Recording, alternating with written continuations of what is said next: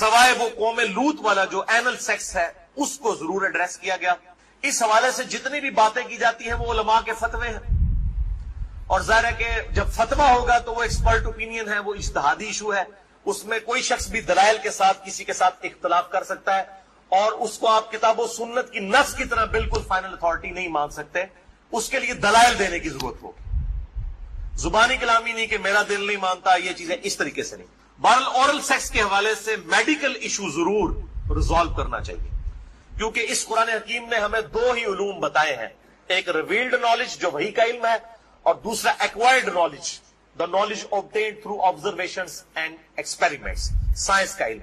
ان دو میں سے اگر ایک علم بھی یہ چیز ویریفائی کر دے کہ اس طرح کا ایکٹ جو ہے صحت کے لیے نقصان دہ ہے، تو پھر اس کی اسلام میں اجازت نہیں ہوگی. مثال کے طور پر یہ جو یورینیم ہے، اگر آپ اس کو نیکڈ ہاتھ لگائیں گے تو سکن کینسر اس کی وجہ سے ہو سکتا ہے. یہ قرآن و حدیث میں نہیں موجود لیکن سائنٹیفکلی پروف ہے. تو یہ اس کو پھر اس طریقے سے پریکٹس کیا جائے گا اور بچا جائے گا. اس حوالے سے میں نے گفتگو بھی کر دی ہے، مسئلہ نمبر 39، علم وحی اور علم سائنس کی اہمیت اور ان کا دائرہ کار، اہل سنت پاک.com پہ. بہرحال میں نے اشارتاً اب گفتگو کر دی ہے، عقل مند کے لیے اشارہ کافی ہے، اس میں مزید ڈیٹیل میں جانے کی ضرورت نہیں ہے. البتہ آخر میں سیکس کے اعتبار سے دو بڑے کریٹیکل ایشوز ہیں، ان کو ایڈریس کر دوں. بڑے دو اہم مسائل ہیں تاکہ کوئی تشنگی باقی نہ رہے. پھر بھی اگر کسی کی کوئی تشنگی باقی رہے لیکچر کے اینڈ پہ پوچھ سکتے ہیں، یا بعد میں بھی مجھے ای میل کر سکتے ہیں mirza_95@yahoo.com. اور ای میل کے حوالے سے میں آج کل بڑی ازمائش سے گزر رہا ہوں. ای میلز جو ہیں وہ سینکڑوں ہزاروں تک پہنچ جاتی ہیں، اس لیے بعض کا 7-8 دن لگ جاتے ہیں میں جواب، یعنی پہلے تو ایک دن میں دے دیتا تھا، اب وہ ایک ہفتے سے بھی بڑھ جاتا ہے. یہ تو ابھی شکر ہے جو اہل سنت پاک.com پہ آتی ہیں وہ ہمارے فرحان بھائی جواب دیتے رہتے ہیں، ورنہ وہ بھی دینی پڑے. اور واٹس ایپ کا جو علیحدہ سے معاملہ میں نے تو وہ مصیبت پالی نہیں، کیونکہ میں اس کو مینج کر نہیں سکتا. تو یہ آخر میں دو اہم ترین مسائل میں نے بیان کرنے تھے اسی سیکس ڈسپلن کے پوائنٹ آف ویو سے. پہلا مسئلہ ہے وہ ہے بڑی عمر کی رضاعت کا مسئلہ. یعنی اگر میں کھل کے بیان کروں کہ اگر کوئی مرد اپنی بیوی کے پستان سے دودھ پی لے تو کیا اس سے رضاعت ثابت ہوگی؟ کیا نکاح ٹوٹ جائے گا؟ کیا اس طرح کا کوئی معاملہ ہو جائے گا؟ کیونکہ امام ابن تیمیہ نے اس قسم کا فتویٰ دیا اور وہ آج تک جو ہے وہ اہل حدیث کے گلے میں فٹ ہوا ہے. سارے تو نہیں، مطلب جو اہل علم ہے وہ تو سمجھتے ہیں کہ فضول فتویٰ تھا، ان کے نزدیک تو اس طریقے سے رضاعت ثابت ہو جائے گی اور نکاح بھی ٹوٹ جائے گا. تو میں اس کو ایڈریس کرتا ہوں.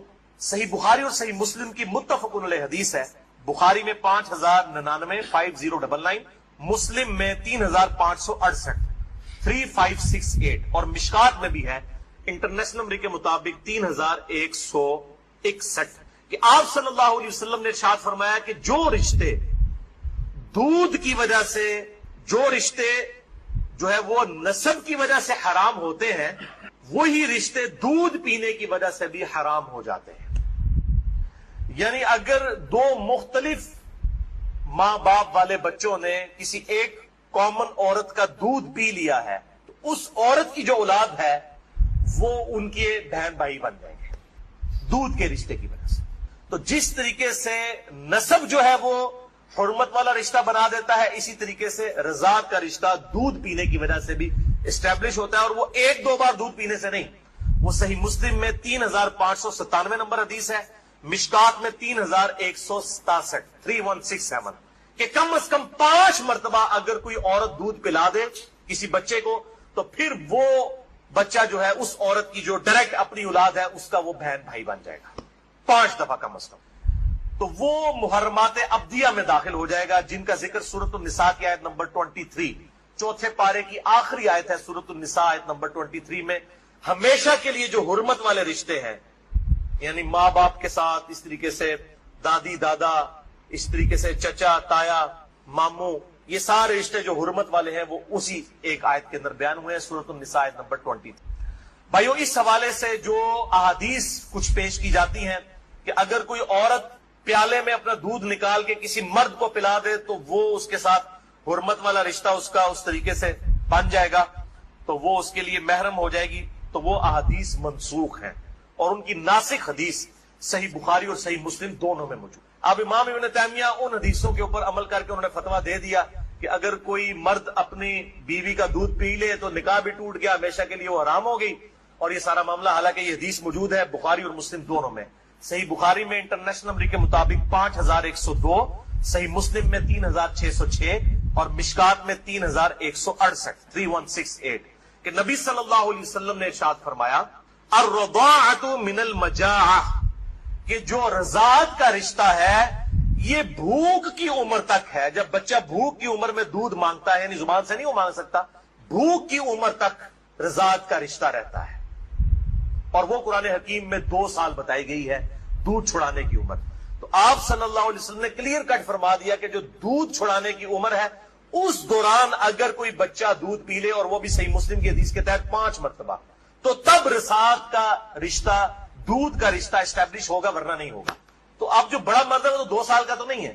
تو اس میں ظاہر ہے کہ بالکل امپلائڈ ہے کہ اگر کوئی اس طرح کا معاملہ کر لیتا ہے تو نہ رضاعت قائم ہوگی اور نہ میاں بیوی کا آپس میں کوئی نکاح ٹوٹنے والا معاملہ ہوگا. دوسرا اہم مسئلہ آج کا آخری وہ ہے میرے بھائیوں عزل کا ایشو، یا ماڈرن لینگویج میں کنڈوم کا استعمال. عزل عربی میں کہتے ہیں الگ ہو جانے کو، یعنی جب میاں بیوی ازدواجی تعلق قائم کریں، ڈسچارج کے وقت وہ الگ ہو جائیں، اس کو کہتے ہیں عزل. اور اسی کی ماڈرن فارم جو ہے وہ کنڈوم ہے. فیملی پلاننگ کے پوائنٹ آف ویو سے بھی استعمال کرتے ہیں. اس میں کوئی شک نہیں ہے کہ مفلسی کے ڈر سے فیملی پلاننگ کرنا اسلام میں قرآن حکیم کی آیات کی روشنی میں اس کی کوئی گنجائش موجود ہے، قطعاً حرام. لیکن اگر عورت کی صحت کا ایشو ہو یا اولاد کی تربیت کے پوائنٹ آف ویو سے کسی کے لیے کوئی ریسٹرکشن ہو، وہ معاملہ الگ ہے، اس کے اوپر وہ والا فتویٰ نہیں لگے گا. اور اس کے ثبوت میں 3 حدیثیں پیش کروں گا، تینوں صحیح بخاری اور صحیح مسلم سے. لیکن اس میں یاد رکھیں کہ جو لوگ اس حوالے سے مرد اپنی نس بندی کروا لیتے ہیں، یعنی سیکچولی ڈسیبل ہو جاتے ہیں ہمیشہ کے لیے، جان بوجھ کے میڈیکلی کروا لیتے ہیں، یا عورتیں اپنی یوٹرس بھی کروا دیتی ہیں، اگر کوئی بیماری یا کینسر والا ایشو نہ ہو وہ الگ بات ہے کہ جی تاکہ جی ہمیشہ کے لیے معاملہ اسٹیبلش ہو جائے. یہ قطعاً حرام ہے اور بدعت کبریٰ ہے. یہ اللہ کی شریعت کو بدلنا ہے، اللہ کی تخلیق کو بدلنا ہے. سورۃ النساء نمبر 119 کے تحت یہ قطعاً حرام اور شیطانی فعل ہے. کوئی مرد جو ہے اپنے آپ کو خصی کروا لے، یا کوئی عورت اپنی یوٹرس اور ہم جو ہے وہ حمل کا جو ذریعہ ہے اس کا رحم اس کو نکلوا دے. البتہ عزل جو ہے اس کی اجازت ہے. اس کانٹیکسٹ میں 3 حدیثیں ہیں، تینوں بخاری اور مسلم. پہلی حدیث صحیح بخاری میں 5208، مسلم میں 3561 اور مشکات میں 3184 کہ جابر بن عبداللہ کہتے ہیں رضی اللہ تعالیٰ عنہ کہ قرآن حکیم نازل ہو رہا تھا اور ہم اپنی بیویوں کے ساتھ عزل کیا کرتے تھے. اللہ تعالیٰ نے قرآن حکیم میں اسے منع نہیں فرمایا، اور جب نبی صلی اللہ علیہ وسلم کو ہمارے بارے میں خبر پہنچی کہ ہم عزل کرتے ہیں، یعنی بیویوں کے ساتھ جب صحبت کرتے ہیں تو ڈسچارج کے وقت الگ ہو جاتے ہیں تاکہ اولاد نہ ہو، تو نبی صلی اللہ علیہ وسلم نے بھی ہمیں منع نہیں فرمایا. نبی پہ تو واجب ہوتا ہے منع کرنا. اور یہ جابر بن عبداللہ وہ ہیں جو 74 ہجری میں فوت ہوئے ہیں. آپ صلی اللہ علیہ وسلم کے بعد بھی 62 ایئرز تک، 62 سال تک زندہ رہے ہیں، اور بخاری اور مسلم کی کئی احادیث کے راوی ہیں، اور 7 سب سے زیادہ 7 احادیث روایت کرنے والے صحابہ میں سے یہ ایک ہے، جابر بن عبداللہ انصاری رضی اللہ تعالی عنہ وعلیہ السلام. تو وہ کلیئر کٹ کہہ رہے ہیں نہ قرآن میں اس کی حرمت آئی، نہ نبی صلی اللہ علیہ وسلم نے ہمیں عزل کرنے سے منع کیا. دوسری حدیث بھی بخاری اور مسلم کی متفق علیہ حدیث ہے. بخاری میں 4138، مسلم میں 3544، مشکات میں بھی موجود ہے 3186 کہ صحابہ کہتے ہیں کہ ہم اپنی لونڈیوں کے ساتھ صحبت کیا کرتے تھے اور پھر ہم عزل کر لیا کرتے تھے. تو ہم نے نبی صلی اللہ علیہ وسلم سے عرض کیا کہ ہم اس طریقے سے عزل کرتے ہیں، الگ ہو جاتے ہیں، ہم نہیں چاہتے کہ ہماری لونڈیوں سے اولاد ہو. تو آپ صلی اللہ علیہ وسلم نے فرمایا کہ کیا حرج ہے کہ اگر تم اپنی بیویوں کے ساتھ عزل نہ کرو، کیونکہ جس جان نے دنیا میں آنا ہے قیامت تک کے لیے وہ تو آ کر رہے گی. لیکن آپ نے منع نہیں فرمایا. آپ نے فرمایا جتنے مرضی ہیلے بازی کر لو، جتنے معاملات مرضی کر لو، جس جان نے دنیا میں آنا ہے اس نے آنا ہے. اور وہی اگلی حدیث ہے تیسری صحیح مسلم میں 3556، مشکات میں 3885. ایک صحابی نے عرض کیا کہ ہمیں یہ چیز ناپسند ہے کہ ہماری لونڈیوں سے اولاد ہو. تو آپ صلی اللہ علیہ وسلم نے فرمایا کہ پھر تم اپنی لونڈیوں کے ساتھ عزل کر لیا کرو. اس حدیث میں ہے کہ آپ نے خود کہہ دیا کہ کر لیا کرو اگر تم چاہو. پھر آپ نے ساتھ ہی فرمایا لیکن جو جان مقدر ہے دنیا میں آنا وہ آ کر رہے. یہی ہوتا ہے، وہ جناب وقفے کرتے رہتے ہیں، اکٹھے ہی 3 بچے ہو جاتے ہیں، پھر سارے کے ساتھ وہ کہتے ہیں پتہ ہی نہیں چلا. پتہ تو نہیں چلے گا، ظاہر ہے یہ معاملات تو اللہ کے ہیں. اور آپ کو بتاؤں یہ جو اولاد والا معاملہ ہے یہ خالصتاً اللہ تعالیٰ نے اپنے پاس رکھا ہے. کئی پیغمبر ہیں جو بے اولاد ہیں, اور سورہ شورا کے آخری رکوع میں آیا اللہ تعالیٰ جسے چاہتا ہے بیٹے دیتا ہے, جسے چاہتا ہے بیٹیاں دیتا ہے, جسے چاہتا ہے دونوں دیتا ہے, جسے چاہتا ہے بے اولاد رکھتا ہے. نبی صلی اللہ علیہ وسلم کی ساری بیویاں بے اولاد ہیں سوائے حضرت خدیجہ کے, یا ایک سیدہ ماریہ ہے, ان سے ایک بیٹے ابراہیم پیدا ہوئے, وہ بھی فوت ہو گئے. آپ کی ساری اولاد حضرت خدیجہ سے ہے, باقی آپ کی بیویاں جتنی ہیں وہ بھی بے اولاد ہیں. کیا ان کو اولاد کی تمنا نہیں ہوگی؟ سیدہ عائشہ کو, سیدہ حفصہ کو ہوگی, لیکن یہ ایکسکلوسیو اللہ تعالیٰ کا ڈیسیجن ہے. تو آپ صلی اللہ علیہ وسلم نے فرمایا کہ جو جان مقدر ہے وہ آ کر رہے گی. پھر کچھ عرصے کے بعد وہ صحابی حاضر ہوئے اور کہا یا رسول اللہ میری لونڈی جو ہے وہ تو امید سے ہے, حاملہ ہو گئی ہے. آپ نے فرمایا میں نے تجھے کہا نہیں تھا کہ جو اولاد مقدر میں ہے وہ آ کر رہے گی, اس کو کوئی نہیں روک سکتا. تو یہ چیزیں یعنی انسان اگر سمجھتا ہے رک جائے تو ایسا نہیں. لیکن یہ یاد رکھیے یہ لونڈیوں والا معاملہ ہے جو آزاد عورت ہے, کیونکہ ہماری بیویاں تو لونڈیاں نہیں ہوتی ہیں, تو آزاد عورتیں ہیں. آزاد عورت کے ساتھ عزل کرنے کے لیے بیوی کی اجازت کی بھی ضرورت ہے. مرد اپنی مرضی سے یہ ڈیسیژن نہیں کر سکتا. یہ ساری احادیث لونڈیوں سے ریلیٹڈ ہے. آزاد عورت اور بیویوں کے معاملے میں میاں بیوی دونوں کا راضی ہونا ضروری ہے. لہذا اس حوالے سے صحیح مسلم سے ایک حدیث جو پیش کی جاتی ہے اور کچھ اور روایتیں کہ عزل کرنا گویا کہ زندہ بچے کو گاڑ دینا ہے یا اولاد کا قتل ہے, وہ تمام احادیث کراہت کے اوپر مبنی ہے یا پھر وہ منسوخ تصور کی جائیں گی ان احادیث کی روشنی. اور الحمدللہ اسی پہ امت کا اجماع ہے. عزل کے جواز کے سب لوگ قائل ہیں, جس کی ماڈرن فارم جو ہے وہ کنڈوم کا استعمال ہے. لیکن اگر ایک دفعہ پریگنینسی آئیڈینٹیفائی ہو جائے, خواہ ایک دن کی ہو, لوگ پوچھ رہے ہوتے ہیں جی علیحدہ 40 دن ہی گزرے نا جی, 40 دن کے اندر ایک دن کی بھی پریگنینسی ہو, اس کو ضائع کروانا قطعاً حرام گناہ کبیرہ ہے. اولاد کا قتل ہے, خواہ ایک دن کی. کوئی اس میں نہیں ہے جی چوتھے مہینے روح ڈالی جاتی ہے.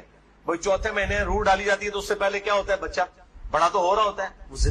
روح کے ساتھ زندگی کا ایشو اور ہے, روح کے بغیر بھی ایک زندگی ہے, وہ ایشو اور ہے.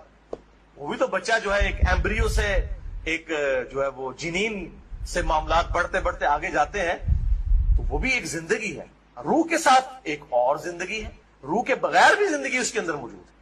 اسی لیے اگر مردہ بچہ بھی پیدا ہو تو راجح قول جامعہ ترمذی اور ابو داؤد کی حدیث کے تحت یہی ہے کہ اس کا جنازہ بھی پڑھایا جائے گا. اور لوگ کہتے ہیں جی زندہ پیدا ہوگا تو پھر پڑھایا جائے گا. مردہ بھی پیدا ہو ماں کے پیٹ میں تو وہ زندہ ہی تھا نا, ایگزسٹ تو کرتا تھا. تو افضل قول یہی ہے کہ اس کا جنازہ پڑھا جائے گا. تو یہ میرے بھائیوں کچھ اس حوالے سے چیزیں تھی جو میں نے بیان کر دی. البتہ اگر کسی عورت کی زندگی موت کی کشمکش بن جائے, اس صورت میں اگر وہ پریگنینسی کا بھی ضائع کروا دیتی ہے پھر اس پہ شرعی گرفت نہیں, لیکن زندگی موت کی کشمکش اس سے کم پہ نہیں. صحت کا معاملہ نہیں, بیوی کمزور ہے, یہ معاملہ نہیں, واقعی زندگی موت کی کشمکش بن جائے تو پھر وہ اسی طریقے سے جو سورۃ النحل کے اندر آیا کہ اس وقت تو اگر کوئی کلمہ کفر بھی کہہ دے اور دل میں ایمان ہو تو اللہ تعالیٰ گرفت نہیں فرمائے گا. اور اس حوالے سے ہمارے پڑوسی ملک انڈیا کے اندر آج سے کئی سال پہلے, تقریباً 15 سال پہلے کی رپورٹ ہے کہ روزانہ 3000 بچیاں ماں کے پیٹ کے اندر ہی پریگنینسی ان کی ضائع کر دی جاتی ہے جب یہ پتا چلتا ہے کہ یہ بچیاں ہیں.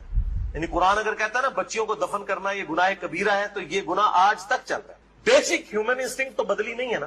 3000. اسی وجہ سے انڈیا میں مردوں کی تعداد عورتوں سے زیادہ ہے. ویسے آپ حیران کن بات آپ کو بتاؤں, اس سال پاکستان کی رپورٹ بھی آئی ہے. پہلے پاکستان میں 52% عورتیں تھی اور 48% مرد تھے, لیکن اب مردوں کی پرسنٹیج عورتوں سے پاکستان میں بھی بڑھ گئی.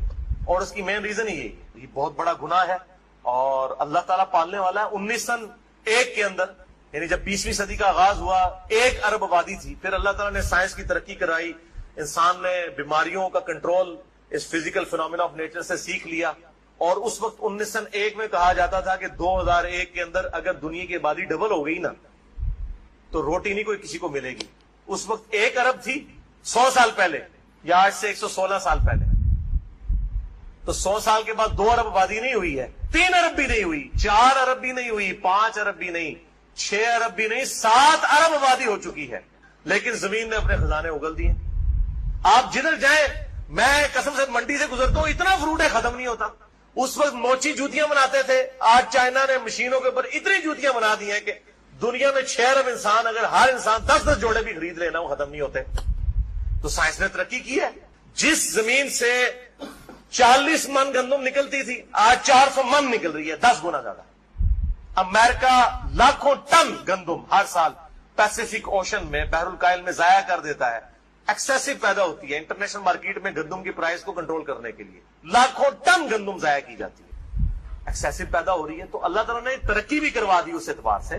آپ ٹینشن نہ لیں. آج تو کیسے 1960 سے پہلے تو ایز سچ اس بڑے پیمانے کے اوپر تیل کی نعمت تو نہیں تھی دنیا کے اندر.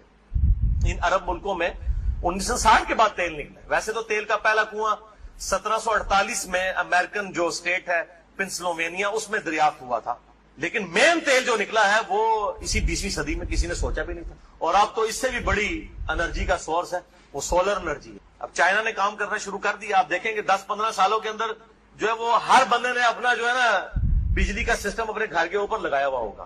اور یہ سورج والا جو جب تک سورج ہے اس وقت تک زندگی ہے.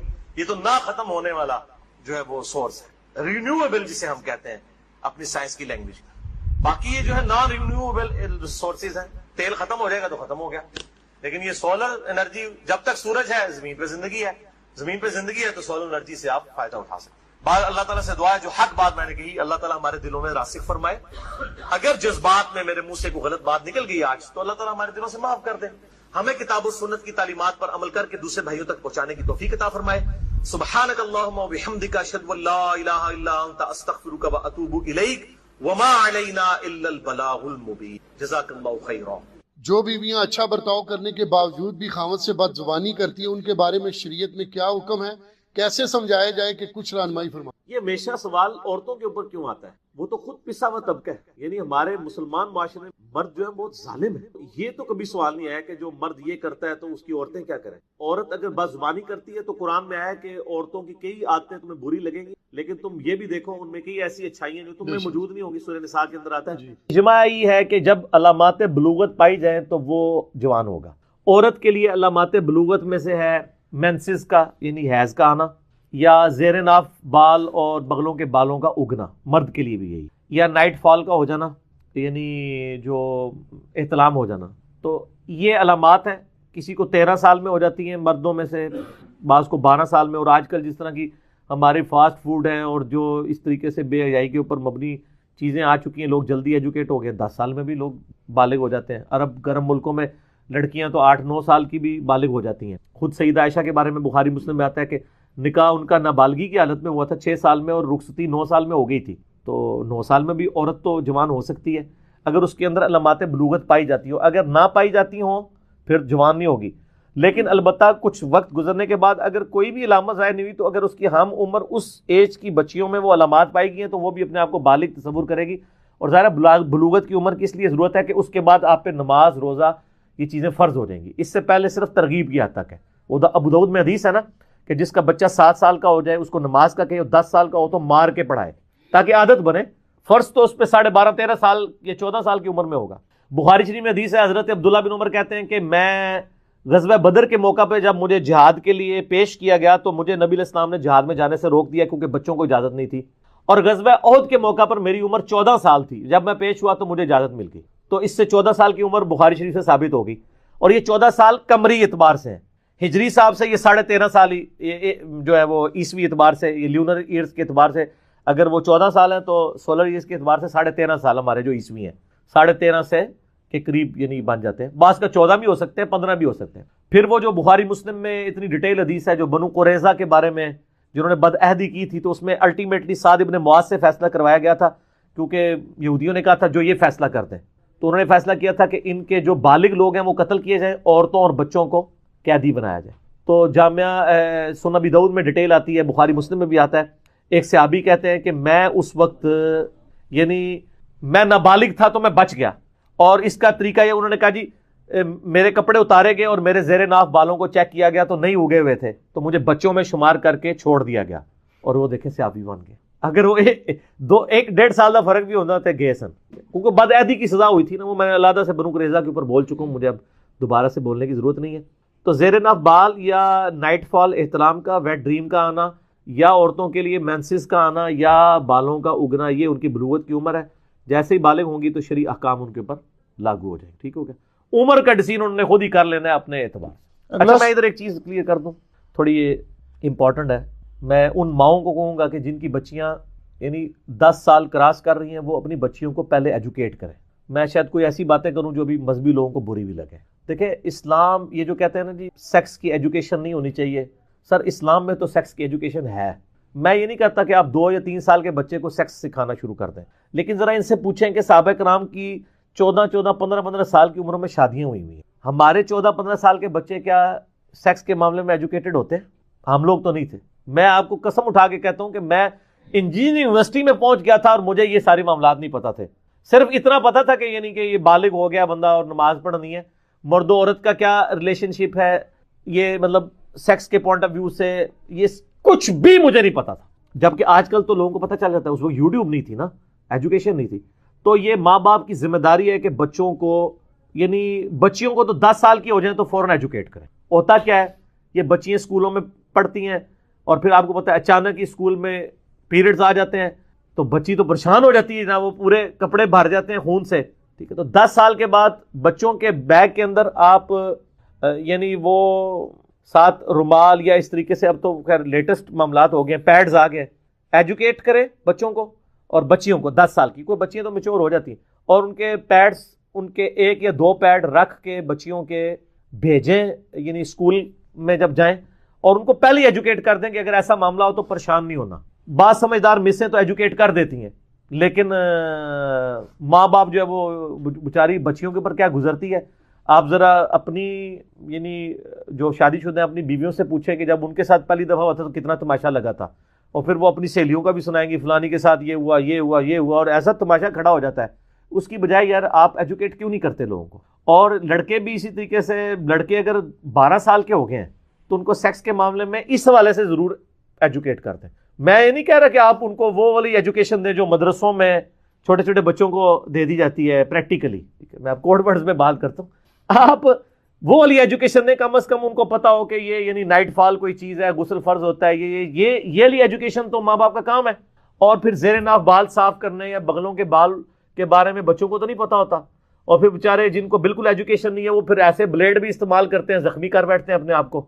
بچیوں کو تو عموماً تھوڑا بہت مائیں سمجھا دیتی ہیں کریم کا یوز، یا جو جوان بچے ہیں ان کو تو نہیں کوئی بتاتا کہ اس طرح کے خاص ریزر ملتے ہیں اور آپ نے اس طرح کرنے ہیں. وہ بیچارے پھر جو ہے نا وہ اس طرح کی پرابلمز میں رہتے ہیں. ہر ایک کی اپنی اپنی سٹوری ہے بلوغت کی. تو سر جو آپ لوگ، اب آپ کی اولاد ہے تو جو کچھ آپ کے ساتھ تماشے ہوئے ہیں نا، اب آپ اپنی اولاد کے ساتھ تو وہ ریپیٹ نہ کریں. آپ بچوں کو ایجوکیٹ کریں، فوراً ایجوکیٹ کر دیں. تو میری ماشاءاللہ بڑی بچی آلموسٹ 12 سال 13 سال کی، تو میری وائف نے اس کو اس حوالے سے ایجوکیٹ، کیونکہ وہ مطلب وہ آ کے ظاہر مجھ سے تو نہیں ڈسکس کرتی، تو اس نے اپنی ماما سے ڈسکس کیا کہ آج اس طرح ایک بچی کے ساتھ ہو گیا، آج اس کے ساتھ ہو گیا. تو وہ بچی پھر پورے دن روتی رہتی ہیں، ان کو تو پتہ ہی نہیں کہ یہ معاملات ہو گئے. تو وہ پھر اس نے اس کو ایجوکیٹ سارا کچھ. پھر مسوں نے بھی کہا جی آپ مطلب انڈر ویئر یوز کریں. تو اس طرح بچوں کو ایجوکیٹ کرتا ہے. سیکس کی تعلیم اس ایج کے بعد تو دینی ہے نا آپ نے. آپ نہیں دیں گے تو وہ یوٹیوب سے سیکھیں گے اور پھر وہ بہت کچھ سیکھ جائیں گے. ٹھیک ہے، تو آپ پہلے ہی ٹرنز دا ٹیبل اوور کریں، ان کو ایجوکیٹ کریں اور اس کو ایز اے نیچرل پروسیس بتائیں کہ ایسا ہی ہوا کرتا ہے. اور عرب کے لوگ سر ایجوکیٹ تھے، وہ بکریاں پالتے تھے، بکریوں کے بچے پیدا ہوتے تھے، ان کے چھوٹے چھوٹے بچوں کو پتا چل جاتا تھا کہ یہ کیا بچے کس طرح پیدا ہوتے ہیں. یہ ساری چیزیں ان کو بچپن میں ایجوکیٹ ہوتے تھے. اور تبھی تو یار 13 14 سال کے جو شادی شدہ ہوتے تھے یار، وہ 18 20 سال کی عمر میں 3 4 بچے ان کے ہوئے ہوتے تھے. ہمارے 20 سال کے ٹگے ہی ہوتے ہیں، پتہ ہی کوئی نہیں ہوتا کسی چیز کا. تو اس زمانے میں 1400 سال پہلے یہ ایجوکیشن تھی، تو ہم لوگ کیوں نہیں اپنے بچوں کو اس طرح کی ایجوکیشن دیتے؟ دینی چاہیے. یہ سینسٹیو ایشو ہے. میں نے آج ضمناً بات ہوئی تو میں نے کر دی.